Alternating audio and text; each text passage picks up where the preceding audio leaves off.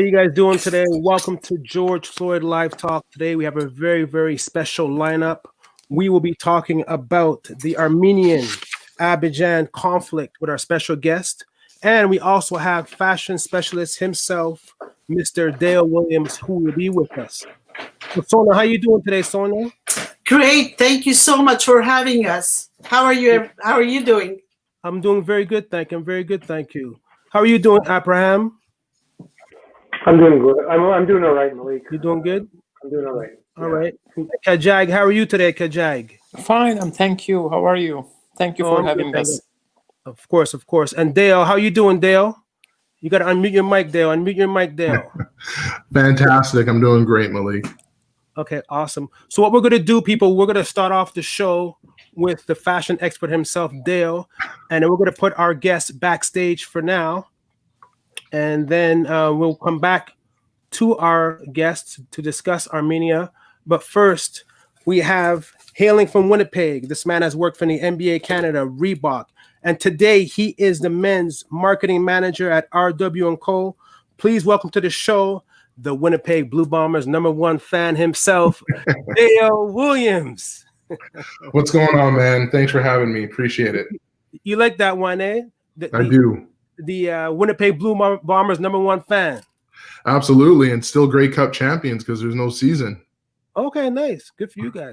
Good for you guys. All right. So you've had a very interesting journey in the industry itself. You started in Winnipeg, then you worked with the NBA. Then I remember you moving to Montreal, working for Reebok. So talk to us a little about your journey and who is Dale Williams. Boy, so it's a long journey, but I'll give you the Coles notes. So yes, proud Winnipegger. I always tell people that Montreal is where I live, but Winnipeg is home. But I made a home for myself here in Montreal. So, it would have started in 2002, when I spent time with NBA Canada running their guerrilla marketing tour across Canada. And then that just evolved into a position with Reebok, starting, entry level tech rep and marketing coordinator, and then kind of, putting in the time, putting in the grind, and obviously getting my way back to, sports marketing manager, handling football and basketball for the country, which then, kind of led me on to the Montreal Alouettes, where I spent 3 seasons there. And, kind of in between there, everything from consulting to contracts. And, now I'm fortunate enough to find myself with a great team, part of the Reitman's, corporation, and being the men's marketing manager for RW&Co. So those who are just tuning in to George Floyd Live Talk, right now we are with special guest Dale Williams.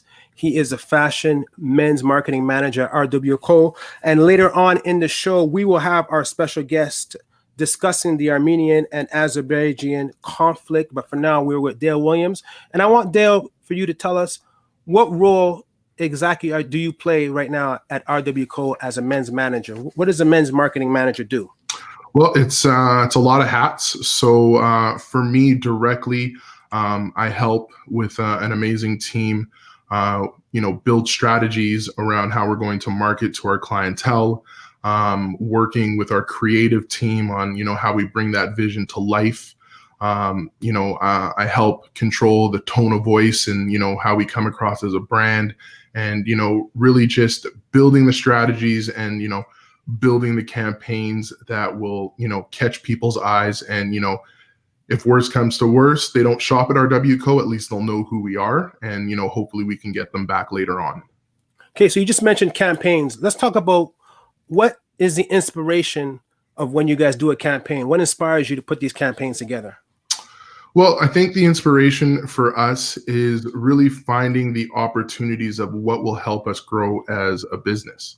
When we're doing things, we want to make sure that we're taking the opportunity to put together a campaign that, one, not only people will be interested in, but one that they can be invested in and find a little bit of relatability and something that speaks to them.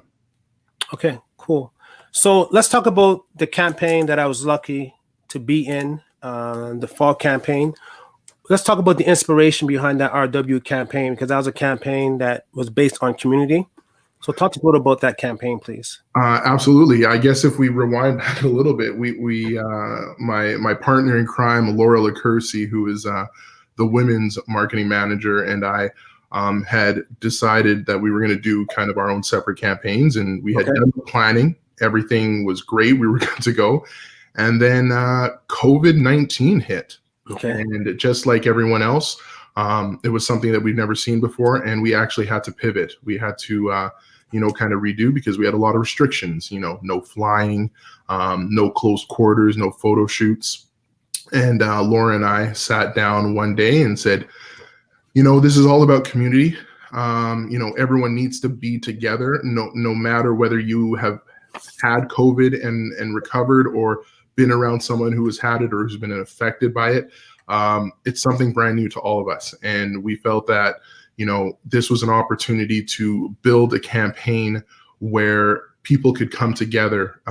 People could offer what challenges they're going through and tell those stories. And hopefully people out there would have been, you know what, that's me. Like I get this. So her and I kind of developed the strategy. We worked with our creative team who makes it come alive. And for those who have been to rwco.com and checked out our Anywhere campaign, you can see that visually it's amazing. So, shout outs to our creative director, Ali Shams.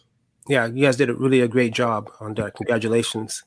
For those who are just tuning in, we are with Dale Williams, who is the RW&Co marketing manager. Don't forget, later on in the show, we will be discussing the Armenian and Azerbaijan conflict with our special guest. So stay tuned for that. So Dale, one of the things I wanted to discuss with you was the effects on COVID, just not for RW&Co, but on the fashion industry. How has it affected you guys? There's been a lot of cutbacks and you've had to do a lot of changes.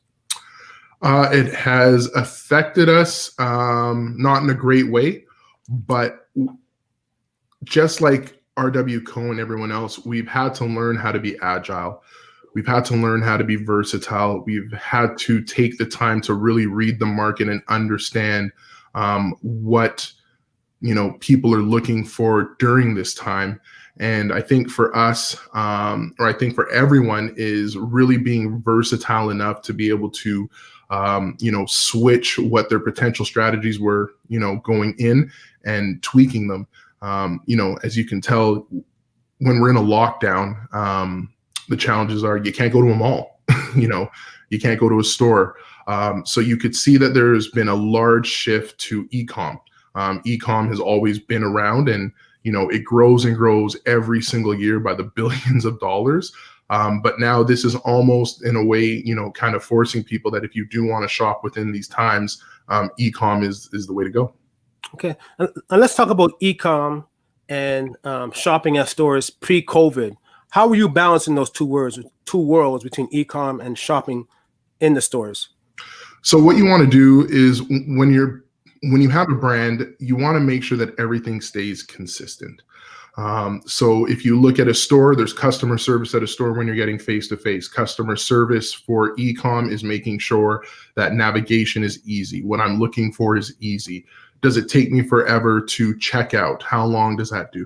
So you want to be able to make sure that whatever you're doing in store and e-com mesh together. What is the experience? So you try to create the same experience that you would have in store online. Okay, dope. Now, when we see fashion, we see the glitz, the glam, the runways in Paris, the models, the photographers. But talk to us about the different jobs in the fashion industry that many people don't talk about or know about. Well, you know what? I actually want to give props to models. Okay.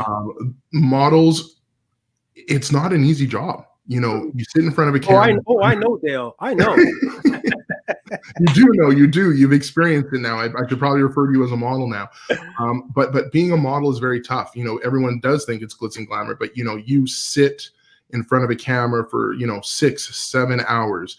You got to change clothes. You got to redo makeup. It can be strenuous. It can be stressful. You have to do call times. You have to make sure you're there on time. You have to make sure that, okay, we only have 3 hours to get a shot.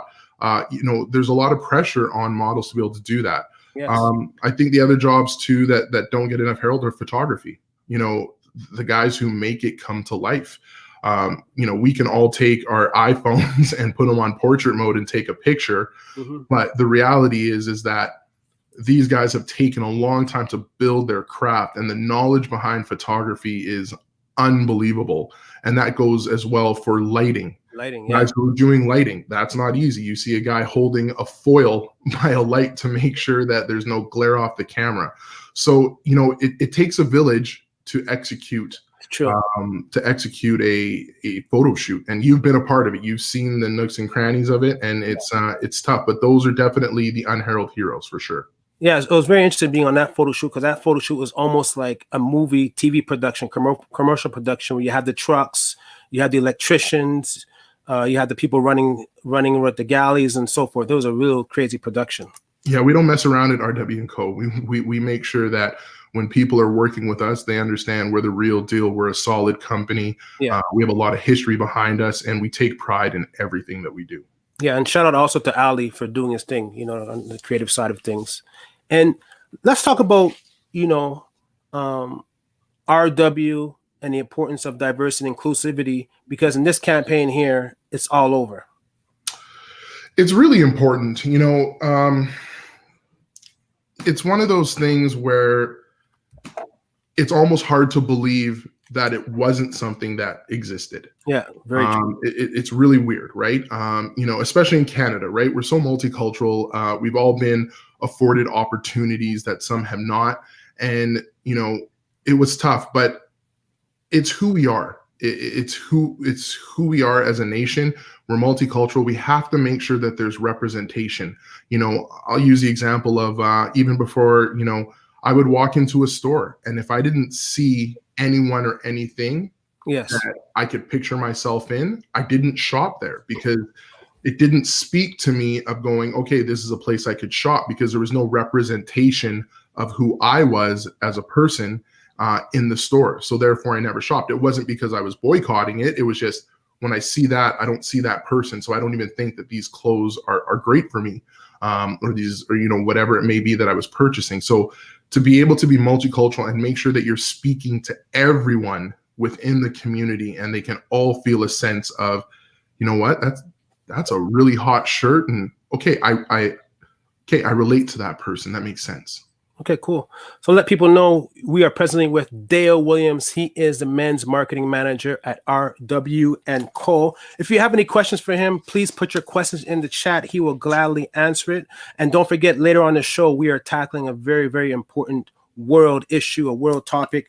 It is the Armenian Azerbajan conflict. We will have our special guests waiting in the VIP to come on and chit chat about that. So stay tuned about that. And as I said again, if you have any questions, feel free to ask your questions to Dale in the chat.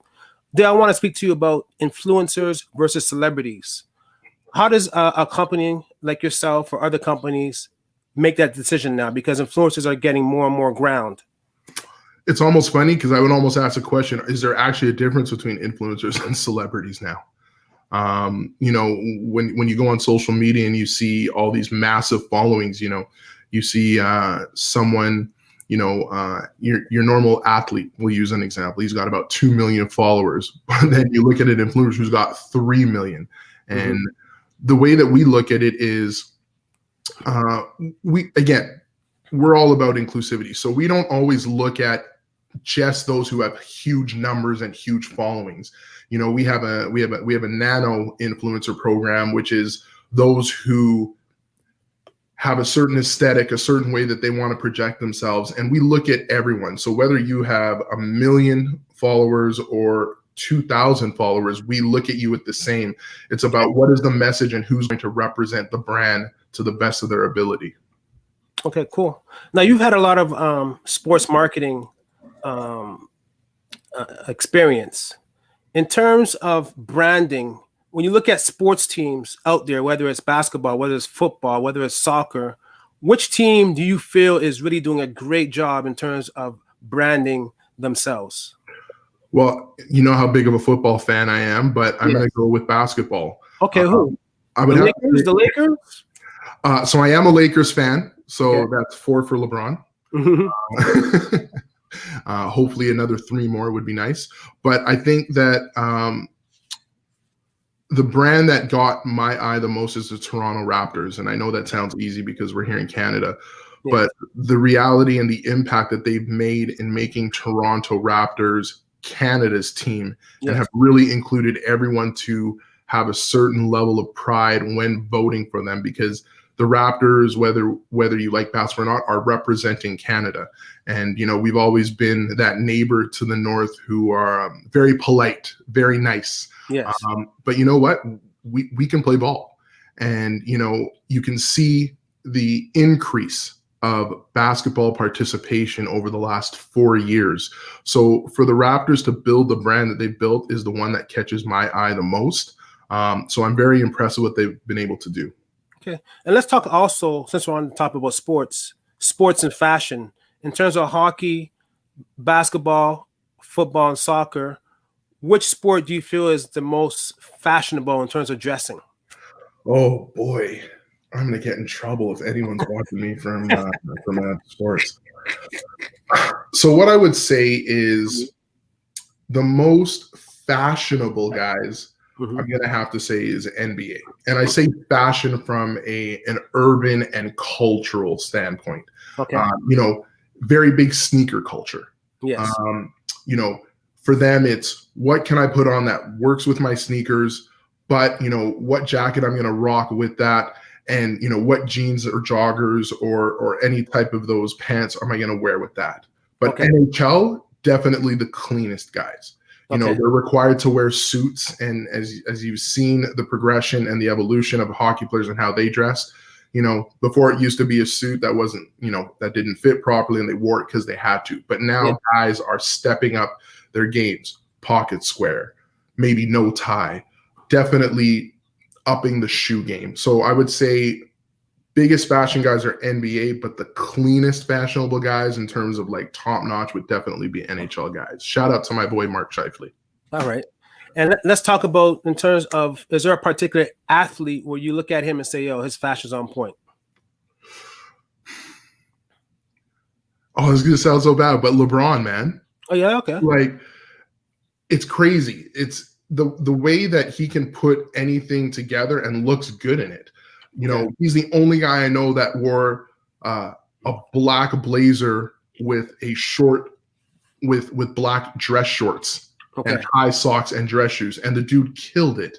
But then you see him walk into the stadium, he's got a bomber jacket with a fitted, he's wearing joggers, and then one of his, you know, 14 million pairs of LeBron shoes. But that dude's got fashion because he looks good in whatever he wears. Okay, cool. Dale, it was a pleasure having you on the show. Do you have any last words for our listeners right now? Any last words?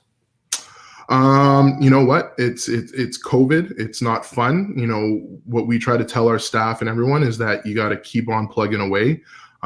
There is a light at the end of the tunnel. You know, it was a pleasure working with you on our campaign. We have our new winter campaign coming out on October 29th, featuring Mr. Shahid again. Oh, nice. But in the meantime, I would strongly suggest that if you want to learn about people and what they're going through the pandemic, is check out rwco.com. Okay. Check out the stories that we've told in our campaign. Okay. Before you leave, I've got a couple of comments here. Jennifer Roseanne agrees with you. I guess she's referring to LeBron. And Sam Boafo asks, what about Cam Newton? Cam Newton's crazy. I mean, yes, he's fashionable, but he's like runway fashionable, right? Like he's wearing those pieces that you won't see everyone wearing every single day. Okay. All right. And we got one more comment. Trenton says, during this time, how do you stay ahead of the trends? Knowing what's relevant to the average consumer? That's a great question. Oh, thanks, Trenton. So it's a lot of research, right? It's you have to do your homework.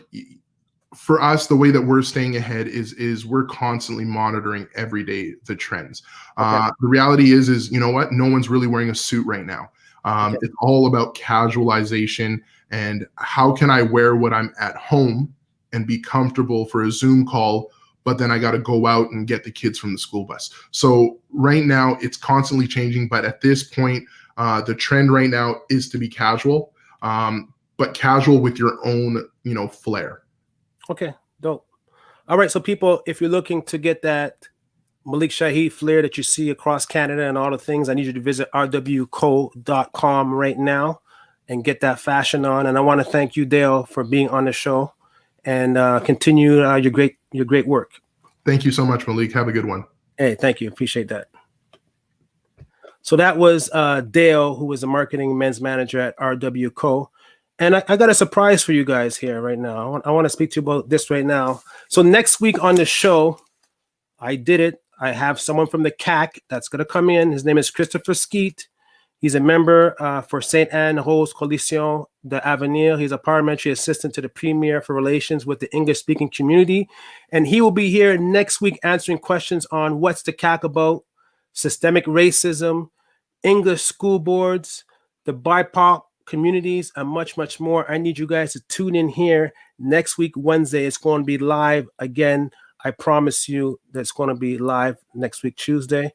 And right now, we have some special guests that are with us today that are going to be, talking to us about a very important topic.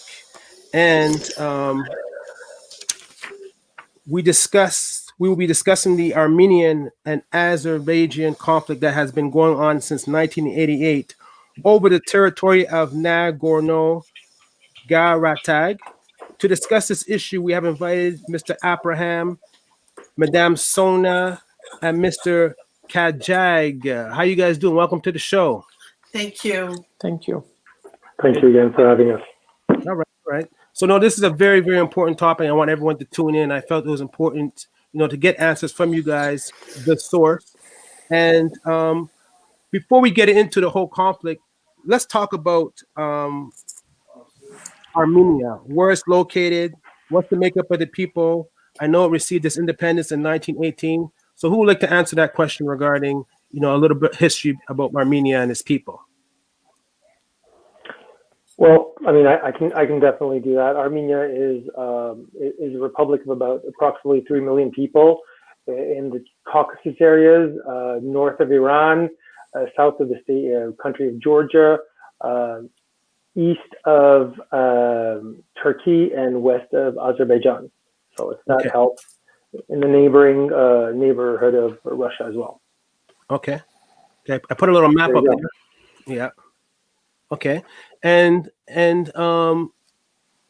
let's talk about, Armenians have been through a lot, including a genocide that started in 1915, right? So let's talk about that genocide and how that genocide has affected the Armenian culture since.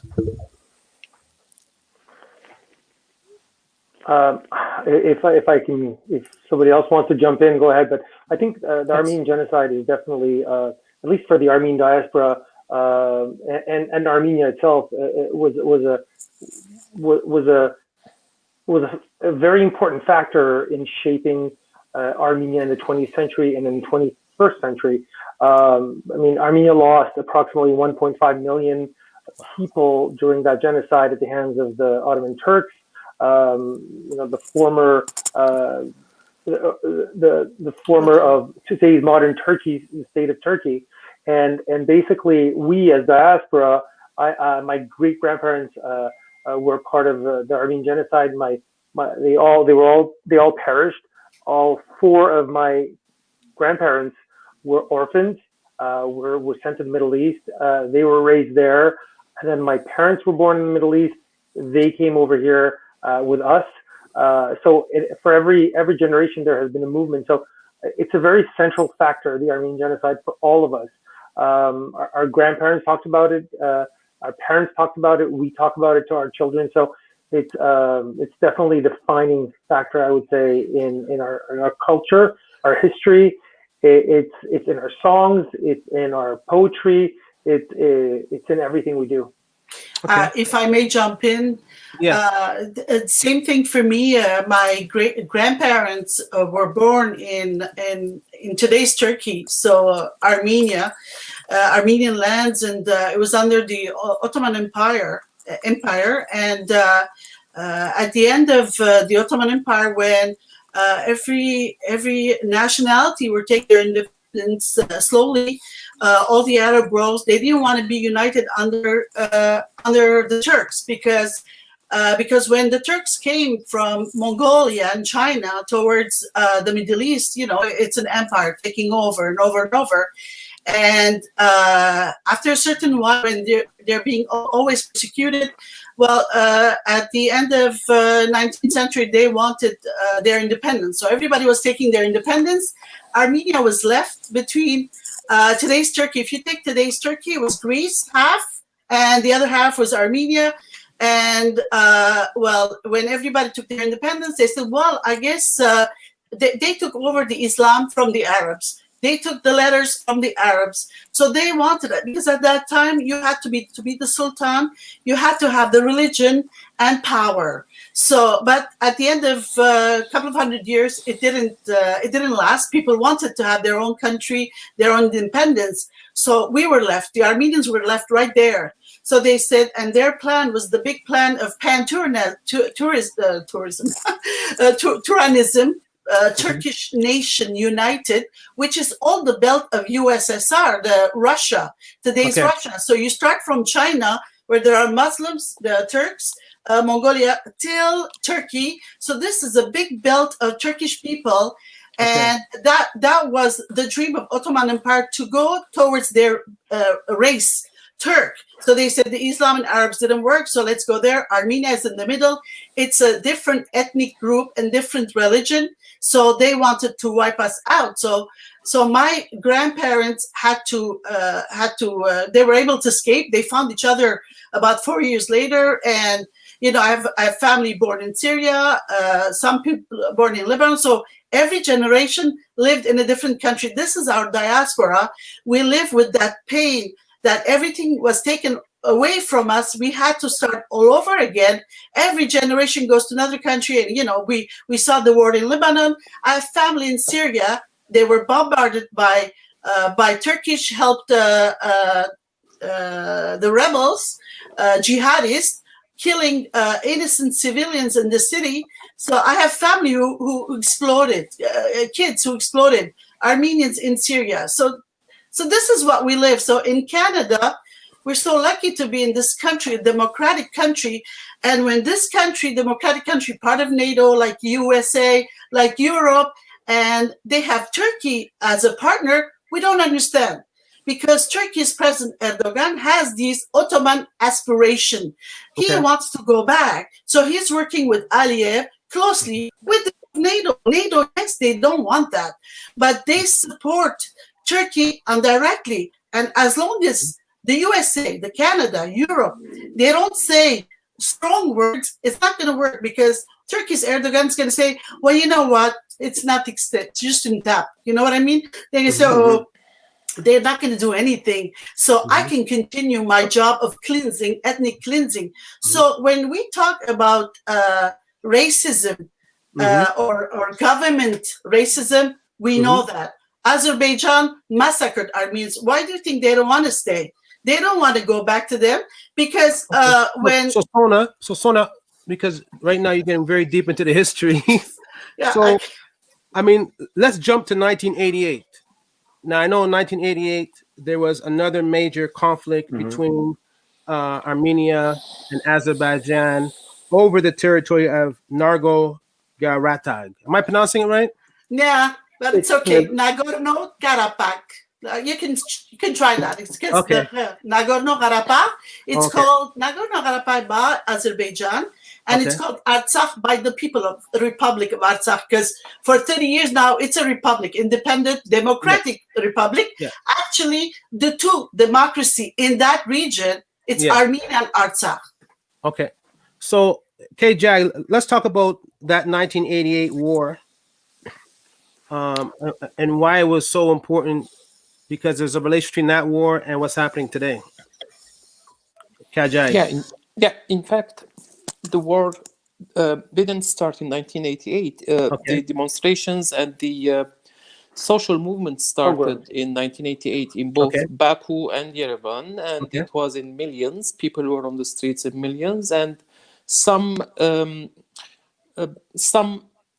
security issues started to appear in both places, and it was escalating with time. They couldn't, the Soviet Union was deteriorating at that time, and they couldn't solve the issue. They tried, but they couldn't. And the real problem started in November 1991, in fact. That's when the chronology of events that we are living today started, basically. That was in November 1991, when the Azerbaijani government, which was still Soviet Union, by the way, at that time, before, like weeks before the collapse of Soviet Union, they knew what's happening, and they wanted to gain time, and they wanted to bring changes before the collapse of the Soviet Union. The parliament of Azerbaijan issued a statement, not a statement, sorry. They issued a new law regarding Nagornikarapa. They considered that it's no more an autonomous region, which was called oblast at that time. So in the Soviet terminology, it was called oblast, and they wanted to integrate it totally into the territories of Azerbaijan. Now, the reaction of the Armenians in Nagorno-Karabakh came 2 weeks later, in December 1991, 10th of December 10, I guess, and it was a very popular refusal to what was happening. They went into polls, and they did a referendum, and the result of the referendum was 99.98%. And this was a real figure, by the way. It's not like a typical third world country, 99.98%, because the majority of the population were Armenian, and they voted for the independence of Artsakh. And that's when war started. On that day, it was a turning point. Azerbaijan resorted to arms. They didn't like that decision, and they wanted to eradicate the potential, the growing state, which is called today Artsakh. And by the way, Artsakh is just 4,400 square kilometers. It's not a huge place. It's a rocky, mountainous place. It doesn't have any natural resources, unfortunately, maybe, because otherwise we would have been all over the media nowadays if we had any resources.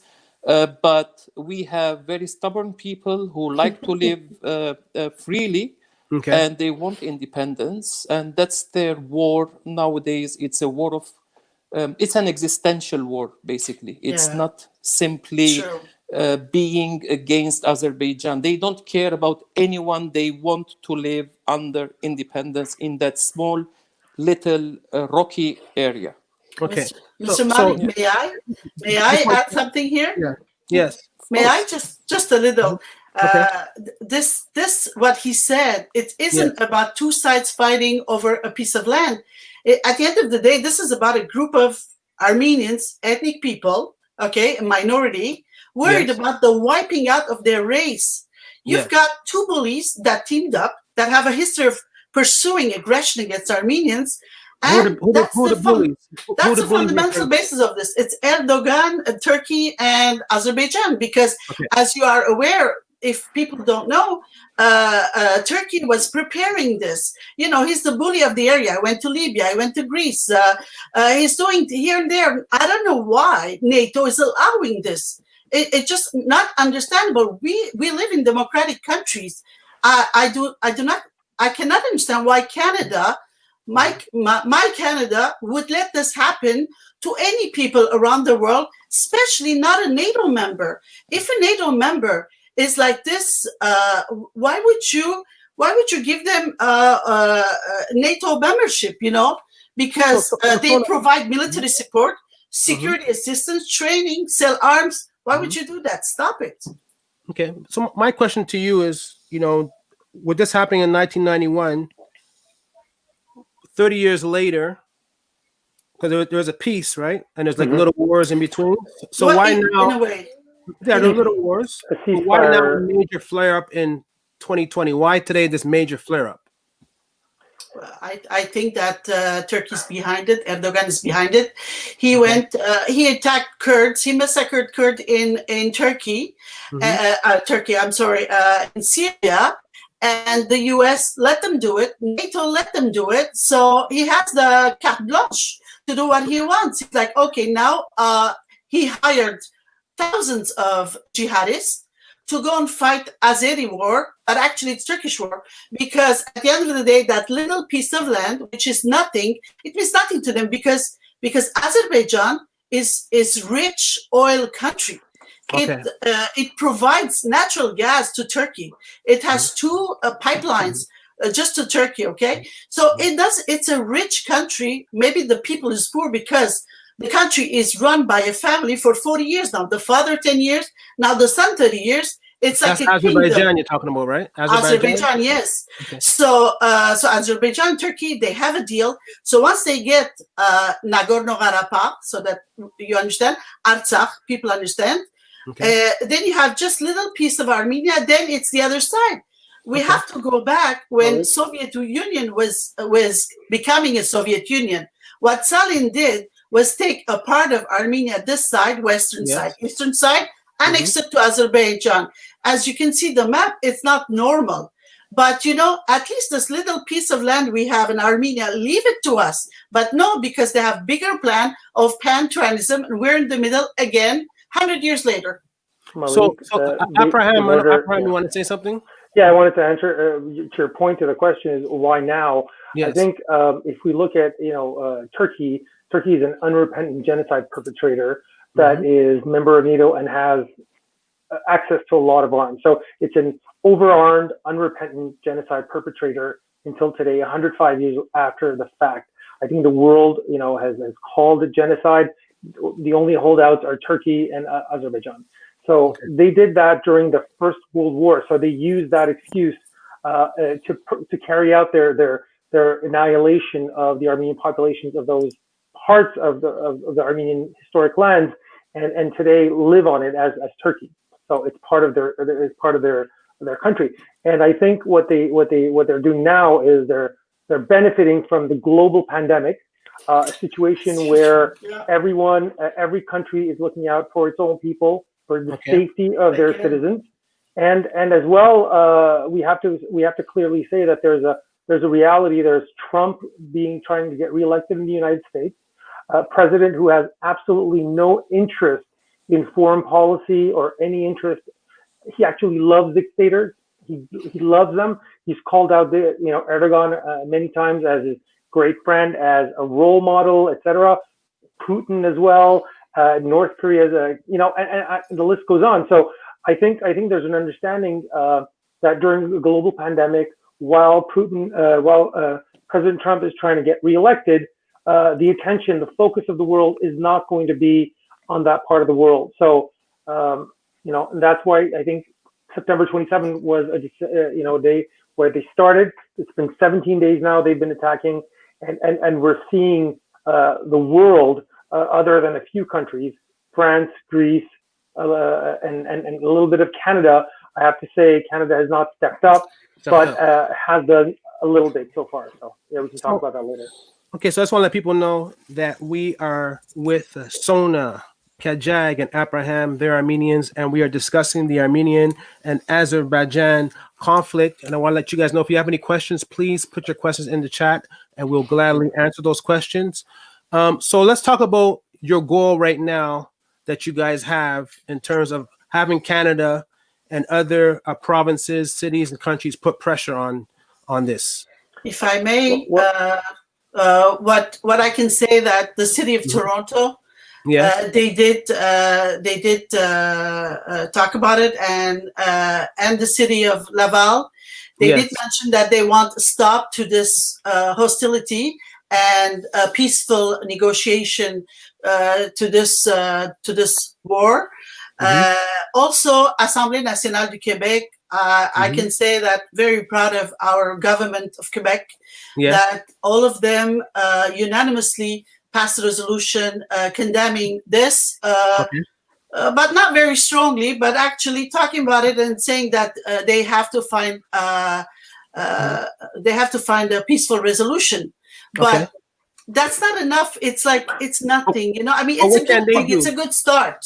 What can Quebec do as a province? I'll let Abraham answer this in terms of putting pressure on. Everyone does resolutions. They did the same thing for Black Lives Matter movement. Every city, every province, we passed this resolution that we were Black Lives Matter movement, but they ain't doing nothing. Right. So they're doing the same thing with you guys. Yeah, it's clear that you know, when you look at any movement like Black Lives Matters or other movements, resolutions and motions are not enough.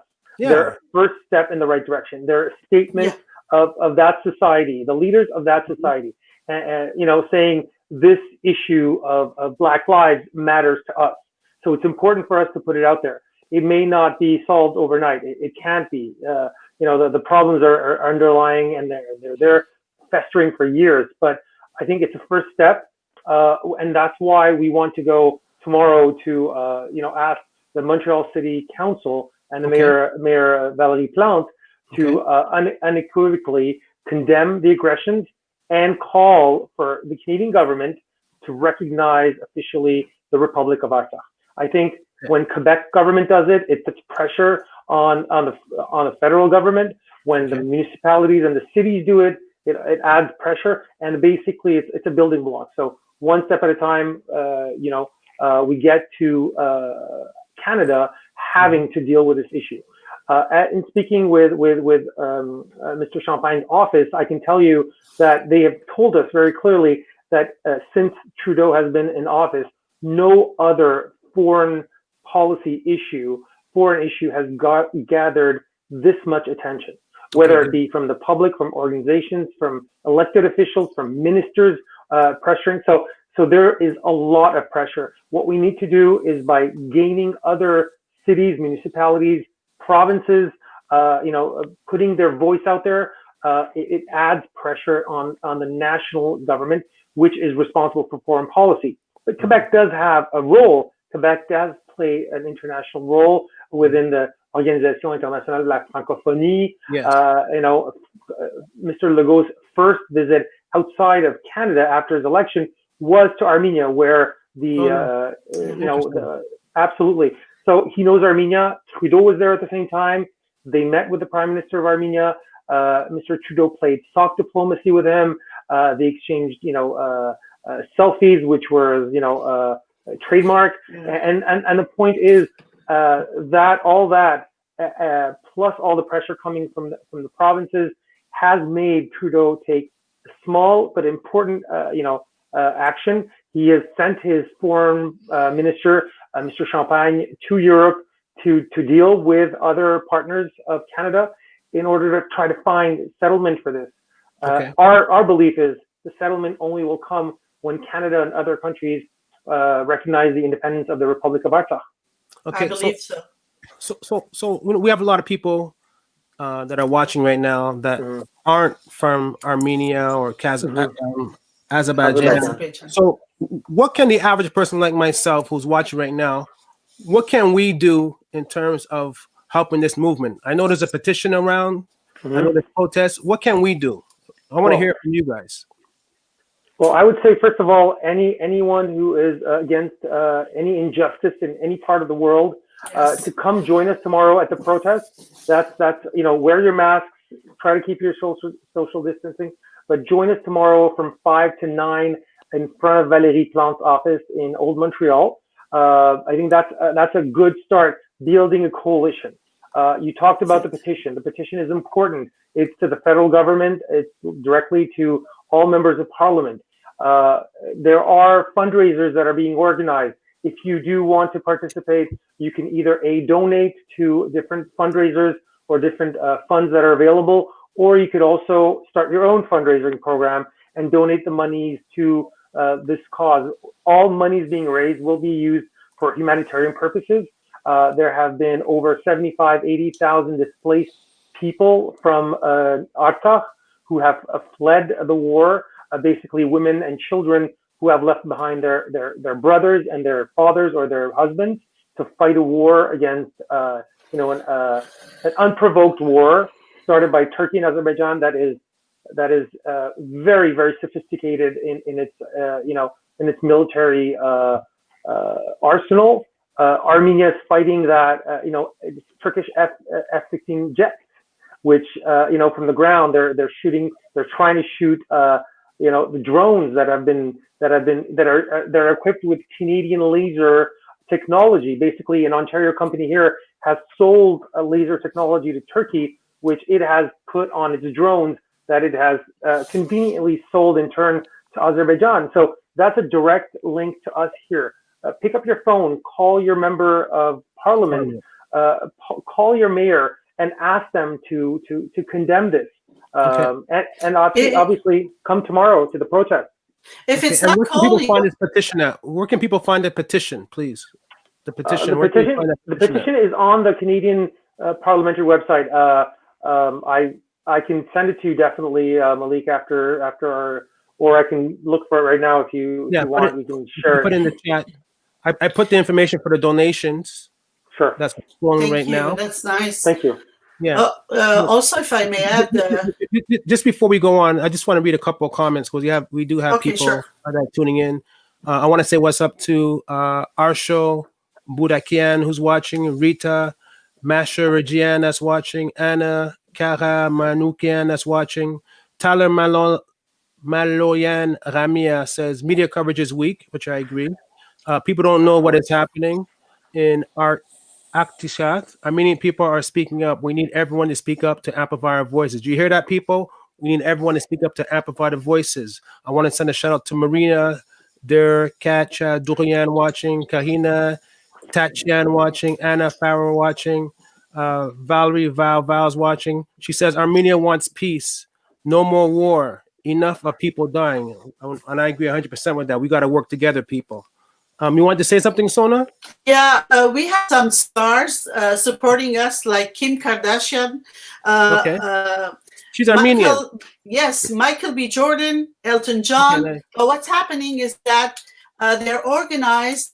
They have Pakistanis and Azerbaijani and Turkish. They're just attacking their sites. So if you want to support us, these people who are not scared to talk and condemning these attacks, please go to their site and just like their sites. That would be help to us because their humanitarian should not go to waste and be harmed, because some mean people out there, thousands of them. Yeah. Malik, you'd be very surprised if I tell you this little anecdote about Cardi B. So she posted to her 1 million followers. She's in Hollywood. There's tons of Armenians in the Los Angeles area, and she deals with it a lot. And she posted something, and then the next day she got so many death threats that she took it down. And literally, what did she post? She posted something in support of a fundraiser, just like you did. She said, my real estate agent talked about this, war, and there's an event, there's a fundraising event. If you want to help out the Armenians, please go and donate to this, cause. And obviously, a lot of stars have these causes and that they espouse and they promote. And never has there been so many death threats or accusations and slurs that nobody does that. You may not disagree with them, but you don't threaten their lives to the point where they have to pull back their support, endorsement, etc. The thing is, in these authoritarian countries, Turkey and Azerbaijan, they're brainwashed. In school, they teach them that the Armenian killed them. So they just promote hatred. So it's kind of dangerous to be a minority in these countries. It's not just Armenian, Greek, Jewish, anybody, any other. They've been massacred so many times in Azerbaijan, in Baku, in the last 30 years since they're not part of USSR. It's very dangerous to live in these countries, but the leaders are to blame. It's not the people; it's the leaders. So are you saying that the Azerbaijan people are in disagreement? What's happening right now? The majority of them? I heard they're not even aware of it. I heard they're not even aware of it because we saw. I don't know if you guys saw it. France. There was a France journalist from France, 24 hours, I think, in Azerbaijan, and they said they have somebody assigned, just like North Korea. Somebody assigned with the journalist. They can't go everywhere they want. They can ask questions. See, from Armenian side and Artsakh side, you know exactly how many people died, what's happening. The journalists are allowed to go, but they're in danger because you have Le Monde journalist that got shot. That's a very good point. That's a very good point. So no foreign journalists are, other than those that are permitted to enter by the Azerbaijani government, are allowed into Azerbaijan to cover the story.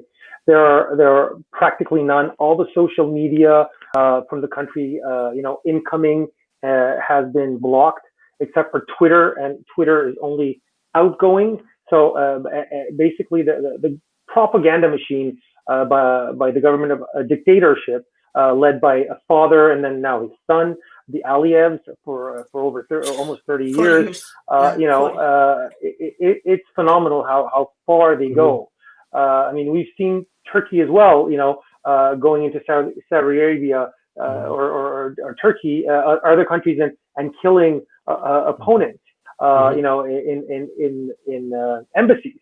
I'm talking about Khashoggi and just giving that example. But Azerbaijan is Turkey's little brother, is learning and is emulating the exact same things that Turkey does. But wouldn't you say you guys in Azerbaijan?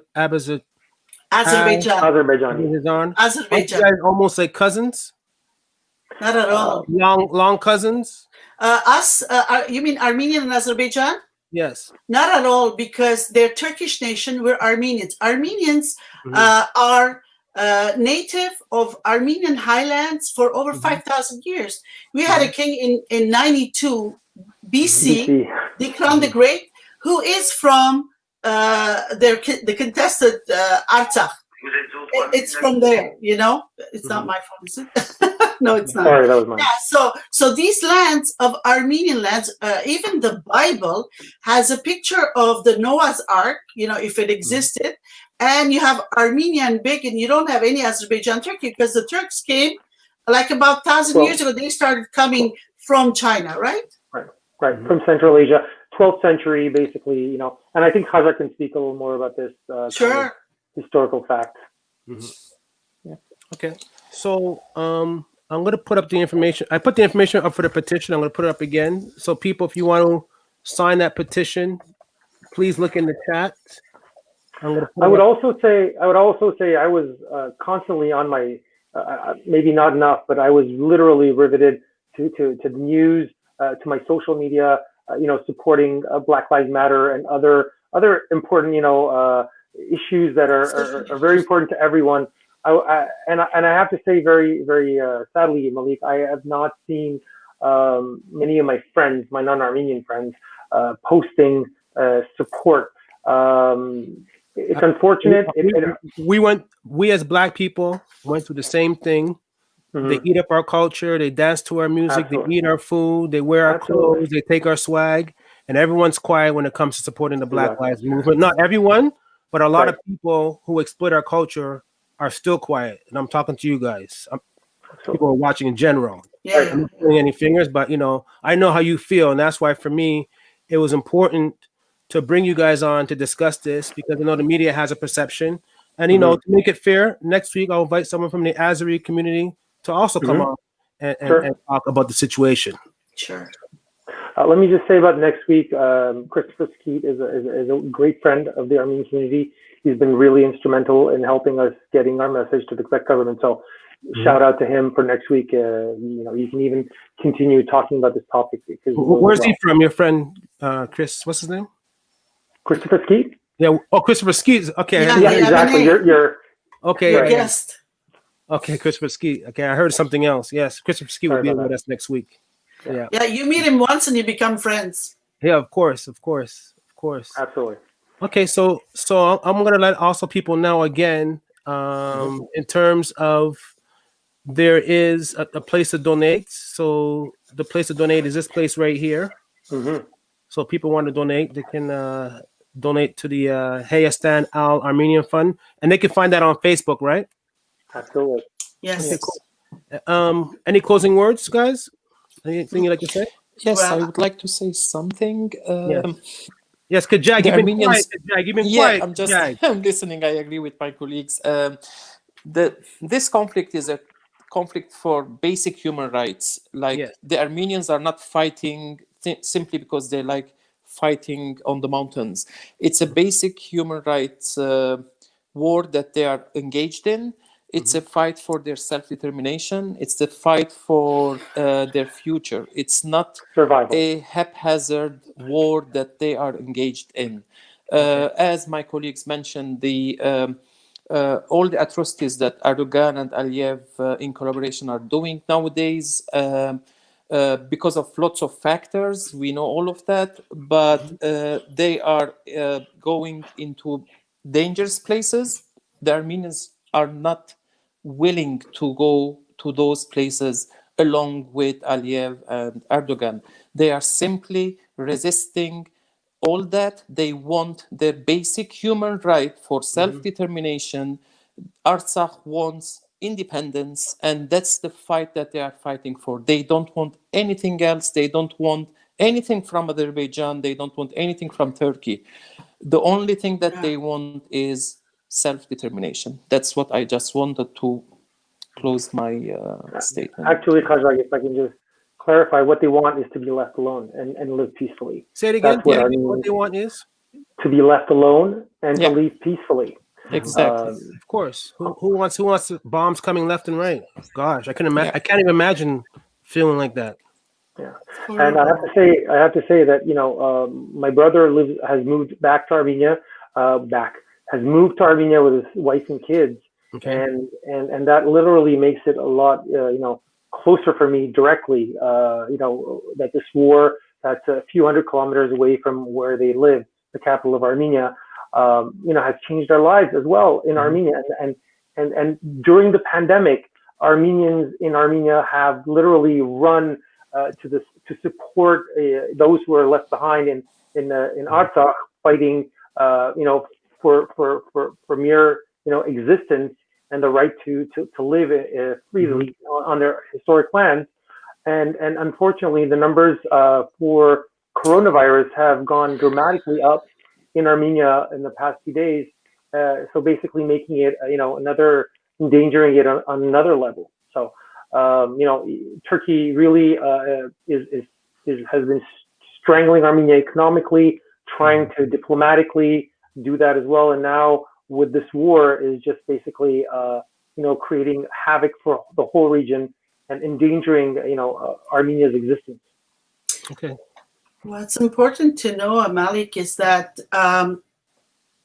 when the Soviet Union was formed and they gave those provinces to Azerbaijan from Armenia, and when Gorbachev with Reagan, they came and they said, okay, you know what, we're going to give more freedom. And anyways, every society wanted their freedom. So that's where Azerbaijan took its freedom, Armenia took, and these people wanted their freedom too. And they wanted to be attached to Armenia, but it didn't happen. Then at the end, they said, you know what, they had done a referendum, the people, they wanted to unite with Armenia.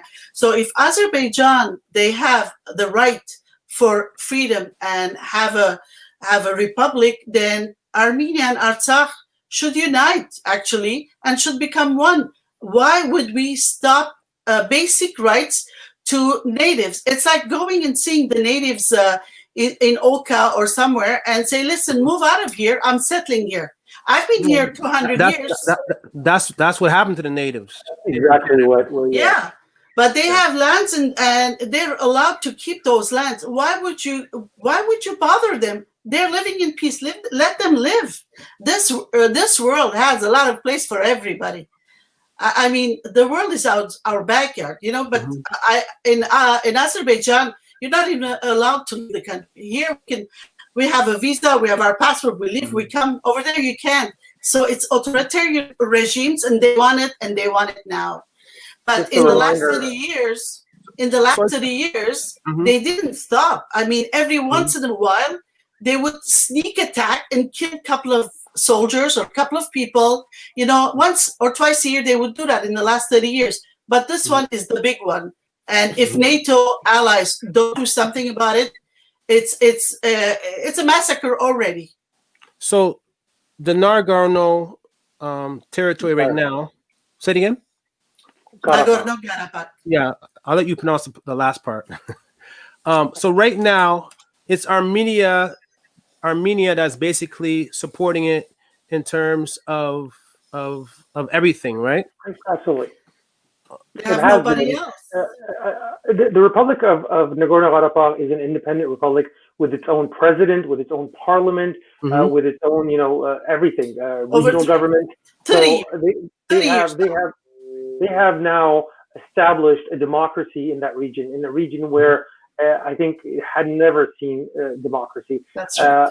And Armenians did really feel, very proud of what they had created there in Artsakh, and basically, warmongering Turks who had committed genocide 100 years ago have decided that they want to write maybe the last chapter in the book of the Armenian genocide, while the world who has cried time and time again, never again, never again, during the Holocaust or Rwandan, or Armenian genocide commemorations, is now just watching and letting this happen as all of us are watching here. So that's why we're asking again, Malik, all the support that we can get in order to put pressure on our local, provincial, and federal governments to act on this.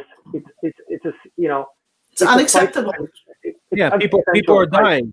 People are dying. We need to stop the war. So that we can, have peace. Everyone's for that. Nobody wants war. We want peace. Just like every police officer needs to take that knee off. George Floyd or other African Americans' necks. Anybody. Anybody. Absolutely. Exactly. But your show is called George Floyd Live Talks. I wanted to, okay, no problem. talk about that. But the point is, Turkey needs to take its knee off this whole region. I mean, just today it sent in another ship into international waters, the Greek waters, and said, when other European countries intervened, it said this is only a matter that will be dealt with militarily, basically opening yet another front. Like Sona said, what it has done in Syria, what it has done in Libya, what it has done in Cyprus is, Turkey occupies half of the Cypriot island, which is one of the Greek islands, since 1974, and has gotten away, scot-free with that. What it's done with its own Armenian population inside during the First World War and since, as well as what it's done to the Kurds. So at some point, the world community needs to wake up and realize that Turkey is not only a bully, but it is a bully that has a lot of arms and is not afraid to use them. So I think the world community, just like they did, during the Second World War, united and destroyed Hitler and his army from advancing. I think that's what they need to do right now with Turkey is stop his advances. It can only be done internationally. It can't be done by one country. Okay. No. Well, I want to just thank you guys for coming on the show, because we could be here all night talking about this. Sure. And I just want to mention to people that next week we will have a special guest from the CAC on the show, Mr. Christopher Skeet. We will be talking to him about systemic racism, the English school boards, the BIPOC communities, and much, much more. And that is happening next week right here on George Floyd Live Talk. And the other thing I want to mention is, wrong one. Yeah, this is the right one I wanted to talk about. If you guys have kids who are interested in being part of a leadership program, there are free trials happening. Visitustars.org to be part of this free leadership empowerment program for kids as early as age 7 years old. So any last thoughts on this, guys? I'll let you guys take it away. I want to thank you guys, Madame Sonia, Mr. Abraham, Mr. Kajag, for coming on the show. And like I said, as to make this fair, I will invite someone from the Azeri community Sure. to come on next week and talk. You know what I mean? Yeah. And that's how we do it. You know, Malik Shahid's democratic, and we're here for peace for all. So are we, Malik, and honestly, hats off to a wonderful show. Thank you. I appreciate that. It's a pleasure meeting you, Malik Shahid. Yes, pleasure meeting you too. And Thank I you want for to see having you guys us. here next week, same Thank place, guys. Thank you for tuning in to George Thank Floyd you. Live Talk. Thank you. Have a great, safe Peace to weekend, everyone. and peace to everyone. Take Thank care. you. Thank you. Bye, guys. Bye bye.